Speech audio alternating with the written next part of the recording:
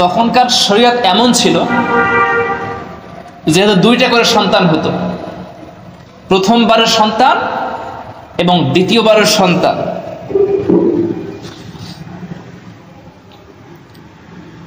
আমরা খেয়াল করি, প্রথমবারের সন্তান যে ছেলে হতো, দ্বিতীয়বারে তার এরকম হতো যে এক ছেলে এক মেয়ে, একবারে হতো এক ছেলে এক মেয়ে। প্রথমবারে যে ছেলে হতো, দ্বিতীয়বার যে মেয়ে হতো তার সঙ্গে বিবাহ হতো। আবার প্রথমবার যে মেয়ে হতো, দ্বিতীয়বার যে ছেলে হতো তার সঙ্গে বিবাহ হতো। এটা তখনকার বিধান ছিল, কারণ তখন তো মানুষ ছিল না, এর বাইরে বিবাহ হবে কার সাথে, সুযোগ ছিল না। আবার আপন ভাই বোন মানে একসাথে দুইজন হয়েছে, তাদের বিবাহ দেওয়া তখন হারাম ছিল। যেমনি ভাবে এখন আপন ভাই বোন বিবাহ করা কি এই সময় কি বোঝেন না কথা, এই সময় আপন ভাই বোন বিবাহ করা কি তখনকার এরকম ছিল। এখন যেহেতু মানুষ নাই, তাইলে দ্বিতীয়বার এবং প্রথমবার এরকম করে সমন্বয় করা হতো। প্রথমবার যে সন্তান হয়েছে তার সাথে যে মেয়েটা ছিল দেখতে সুন্দর ছিল, আর দ্বিতীয়বার যে ছেলে হয়েছে, মেয়ে হয়েছে, সন্তান হয়েছে, তার সঙ্গে যে মেয়েটা ছিল দেখতে কালো ছিল। যাই হোক, এখন বিবাহ হবে আল্লাহর যে নিয়ম। হাবিল মেনে নিতেছে আল্লাহর বিধান, কিন্তু কাবিল মানতেছে না। কারণ এই পৃথিবীর মানুষগুলো, বেশিরভাগ মানুষ কালোর প্রতি যাইতেছে না। মানুষ যখন বিবাহ করবে, যত গরিবই হোক, চায় একটা যেন সুন্দর বলবে, যেন সুন্দর হয়, এমনটাই চায়। তো শেষ পর্যন্ত কি হলো, আদম আলাইহিস সালামের সন্তানরা কাবিল কোনোভাবে সিদ্ধান্ত মানতে চাইতেছে না। আদম আলাইহিস সালাম, তিনি তো একজন নবী, তিনি তো কারো উপর বেইনসাফ করতে পারেন না, আল্লাহর বিধানের বাহিরে যাইতে পারেন না। তিনি বললেন কি, তোমরা কোরবানি করো, যার কোরবানি কবুল হবে সে এই ধর্মে ফর্সা মেয়েকে বিবাহ করবে। সবাই কোরবানি করবে, তারা দুজনে। আল্লাহ তাআলা সেটা সূরা মাঈদা এর 27 নম্বর আয়াত থেকে ধারাবাহিকভাবে আলোচনা করেছে। আল্লাহ রাব্বুল আলামিন বলেন, ওয়াতলু আলাইহিম নাবা আবনা আদম বিল হক ইয ক্বাররাবা কুরবানান فتقبل من أحدهما ولم يتقبل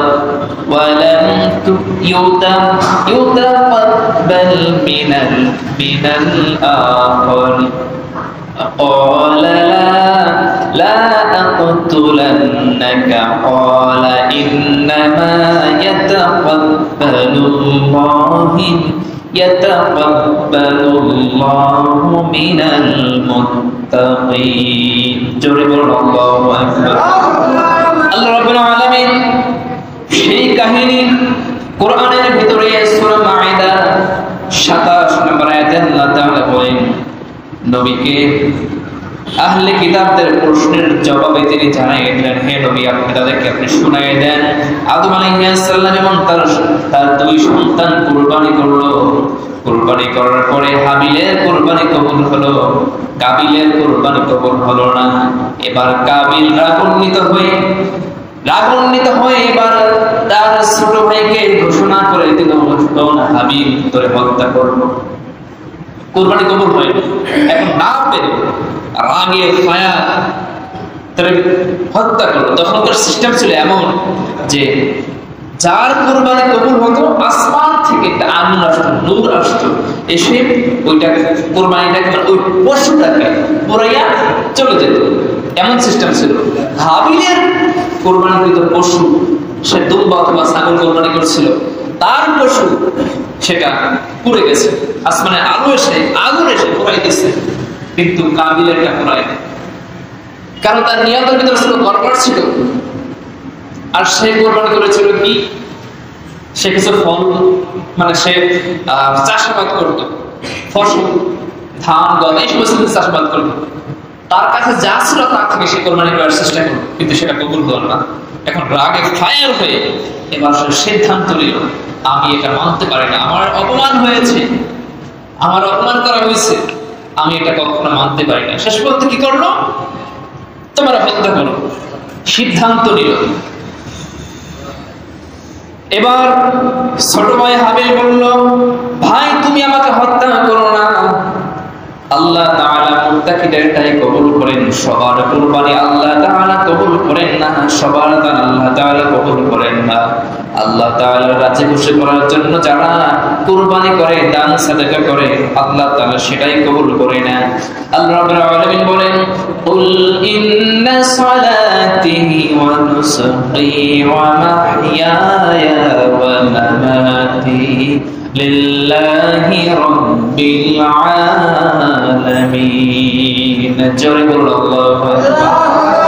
আল্লাহ রাব্বুল আলামিন তিনি জানিয়ে দিয়েছেন, মানুষের নামাজ, রোজা, দান সাদাকা, কুরবানি যা কিছু হবে একমাত্র আল্লাহর জন্যই করতে হবে। এজন্য আল্লাহর জন্য যেগুলো করা হবে সেগুলো আল্লাহ রাব্বুল আলামিন কবুল করে নেন।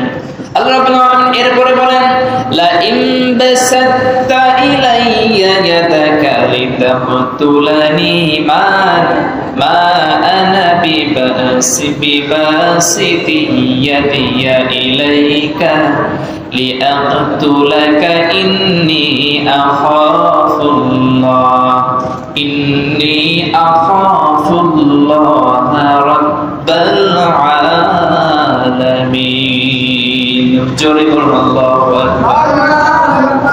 এবার ছোট ভাই বলল, ও বড় ভাই কাবিল, তুমি যদি আমাকে হত্যা করো, হত্যার জন্য হাত প্রসারিত করো, আমি হত্যার জন্য তোমার দিকে হাত বাড়াবো না। আমি আমার সেই মহান রব্বুল আলামিনকে ভয় করি, যিনি বিশ্বজাহানের মালিক। জোরে বলুন সুবহানাল্লাহ। হাবিল বলল যে ভাই তুমি যদি আমার হত্যাও করো, আমি হত্যার জন্য তোমার দিকে একটা হাত বাড়াবো না, এক চুল পরিমাণ আগাবো না। কারণ আল্লাহ তো সবকিছু দেখে। আমি সেই আল্লাহর প্রতি বিশ্বাস করি, সে আল্লাহকে ভয় করি, যিনি বিশ্বজাহানের মালিক, যার সিদ্ধান্তে আমরা দুনিয়া আসছি, যার সিদ্ধান্তে আজকের দিন পর্যন্ত আমরা বেঁচে আছি, যার সিদ্ধান্তে তোমাকে আল্লাহ তাআলা পাঠিয়েছেন, যার সিদ্ধান্তে, যেই সিদ্ধান্তে তোমাকে আমাকে সবাইকে এই দুনিয়া আল্লাহ তাআলা পাঠিয়েছেন, সেই আল্লাহ তাআলাকে আমি ভয় করি, সে আল্লাহর প্রতি ঈমান আনি, আমি তোমাকে হত্যা করব না। সুবহানাল্লাহ। মজলুমদের, ঈমানদারদের কথা এমনই হয়, আর জালেম কাফের ওদের কথা হুমকি ধামকি এছাড়া ওদের কথায় কোনো সুর থাকে না, কোনো নম্রতা থাকে না, শুধু এক প্রকার হুমকি থাকে।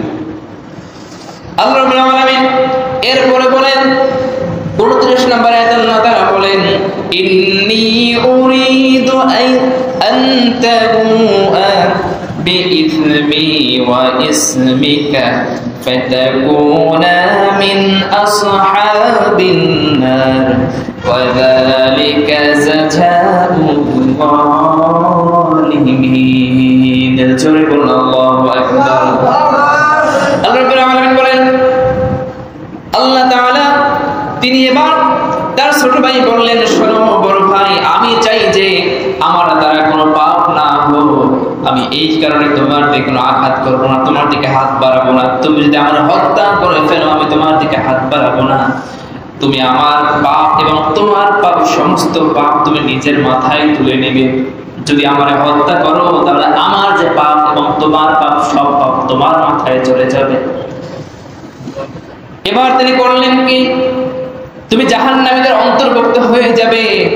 এতে আর আল্লাহ তাআলা অত্যাচারীদের জন্য এরূপ শাস্তি রেখে দিয়েছেন, যারা এই দুনিয়ায় হত্যা করবে, মানুষের উপর অত্যাচার করবে, তারা এই সমস্ত পাপগুলোকে আল্লাহ তাআলা কাল কিয়ামতের ময়দানে, জুলুম যেদিন হবে, যারা মানুষের উপর জুলুম করবে, আয-যুলমু যুলমাতুল ইয়াউমাল কিয়ামা, কিয়ামতের দিন এই জুলুমগুলো, এই পাপগুলো তাদের জন্য অন্ধকার হয়ে যাবে, কোনো কিছুই সেদিন সে দেখতে পাবে না। নাউযুবিল্লাহ। ছোট ভাই বড় ভাইকে নসিহত করছে, ভাই তুমি আমার হত্যা করবা, জাহান্নামে যাবা, তোমার জন্য এগুলো অত্যন্ত কষ্টকর হবে, জাহান্নামে তোমাকে জ্বলতে হবে ভাই এটা যদি করো। কিন্তু কাবিলের মন করল না, সে তার সিদ্ধান্ত বিভিন্নভাবে বুঝাইল, কোনো কাজ হলো না। আসলে জালেমদের অন্তর থেকে আল্লাহ তাআলা দয়াগুলো তুলে নেয়,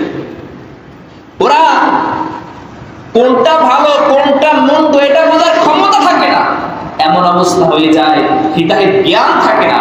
একটা বলা যায় কোনটা বাপ কোনটা ভাই কোনটা মা কোনটা বোন সেটা চেনে না, সবার উপর অন্য মানুষের সঙ্গে যেন জুলুম করে তাদের সাথেও যেন জুলুম করতে থাকে।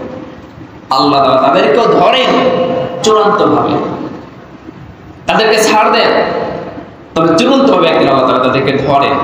আল্লাহ রাব্বুল আলামিন বলেন এরপরে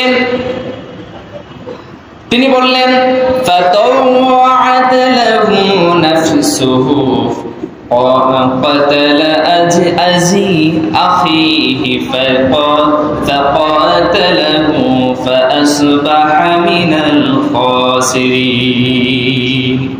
তখন সে করলো কি, ছোট ভাইকে এতভাবে বোঝানোর পরেও মনটা গলল না, এতবার বোঝানোর পরে মনটা গলল না, অবশেষে ছোট ভাইকে হত্যা করেই ফেলল। তারা হত্যা করে ফেলছে, এতবার বোঝাই কোনো কাজ হয় না। হত্যা করার পরে এখন কি হবে, শেষ পর্যন্ত আমি সবাইকে বলতেছি সময় তো শেষ। এবার সে দেখতে পেল হত্যা করার পর মানে অসহায় হয়ে দাঁড়িয়ে আছে, কি করবে? দেখতেছে যে একটা কাক আর একটা মরা কাককে মুখে করে নিয়ে আসছে, এসে মুখ দ্বারা অথবা পা দ্বারা মাটি খুঁড়তেছে। আল্লাহ তাআলা কোরআনে এগুলো বর্ণনা করছেন সূরা মাইদার ভিতরে। কাক মাটি খুঁজতেছে, মাটি খোঁড়ার পরে সেই জায়গায় সেই কাকটাকে দাফন করে দিল। দাফন করার পরে সে এটা দেখে সে আফসোস করলো, আমি কি করলাম। এরপরে তার ভাইকেও সে দাফন করলো। এই হত্যা করার কারণে কিয়ামত পর্যন্ত যত মানুষ এই দুনিয়ার বুকে হত্যা হবে খুন হবে, প্রত্যেকটা মানুষের হত্যা করলে যে পাপ হবে তার সমপরিমাণ পাপ কাবিলের আমলনামায় যোগ হতে থাকবে না। নাউযুবিল্লাহ। এই দুনিয়ায় যারা হত্যা করে, ধরুন আপনার হত্যা দেখে আপনার খুন দেখে আরেকজন উৎসাহ হবে, আবার খুন করলো, আরেকজনে খুন করলো, সে খুন করার পর যতগুলো পাপ হবে আপনার আমলনামায় যোগ হতে থাকবে, যেমনি ওই কাবিলের আমলনামায় যোগ হতে থাকে। এই পৃথিবীতে রাজনীতির জন্য কত মানুষ হত্যা করা হয়, যারা এই হত্যা শুরু করছে, রাজনীতি যারা মানুষ হত্যা শুরু করছে, ওই প্রথমে যারা করছে ওই কিয়ামত পর্যন্ত তার দেখা দেখে যত মানুষ হত্যা হবে সকলের যা পাপ হবে তার একটা ভাগ হয়ে যায়। প্রথমে যারা আমলনামা যোগ হয়েছিল তারা আমলনামা যোগ হবে। গত কয়েকদিন আগে একটা ভিডিও ফটো দেখলাম,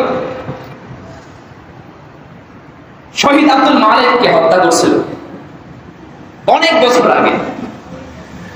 যে হত্যা করেছিল তার বর্তমান অবস্থা, ফেরাউনের যে ছবি আর তার ছবি কোনো তফাৎ নাই। আপনারা যদি খেয়াল করে দেখেন একদম সেম চেহারা। মানুষ হত্যা করবে, আল্লাহ এমন জায়গাতে শাস্তি দেবে কল্পনা করতে পারবেন। সম্মানিত হাজির, সময় তো শেষ।